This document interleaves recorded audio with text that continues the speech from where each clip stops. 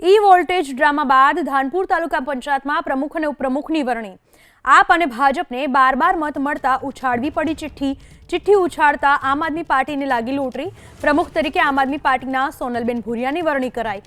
ઉપપ્રમુખ તરીકે ભાજપના નયનભાઈ બારિયાનું નામ.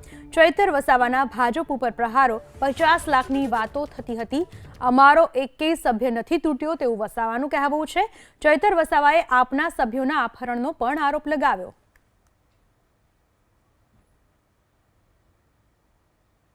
ધાનપુર તાલુકા પંચાયતની પહેલા જે ઘાટા આવે છે ત્યાં ઘાટા કને ઝાડ રસ્તા પર કાપીને તુફાન ગાડીઓ રસ્તા પર મૂકીને ચારે ચાર ગાડીઓ જેમાં ઉમેદવારો બેઠા હતા એમને આતરીને ત્યાંના કેટલાક અસામાજિક તત્વોએ ભાજપના નેતાઓના ઇશારે ત્યાં ફાયરિંગ કર્યું છે, પથ્થરમારો કર્યો છે અને તીરકામઠાથી હુમલાઓ પણ થયા છે.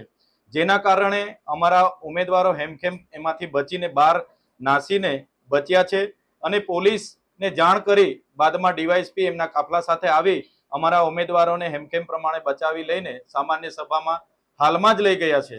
અને અમારા ઉમેદવારોને ખેંચામ ખેંચી કરવામાં પણ ઈજાઓ થઈ છે, પથ્થરમારાઓમાં પણ ઈજા થઈ છે અને 4 જેટલી ગાડીઓને નુકસાન થયું છે, જેની અમે સખત શબ્દોમાં નિંદા કરીએ છીએ.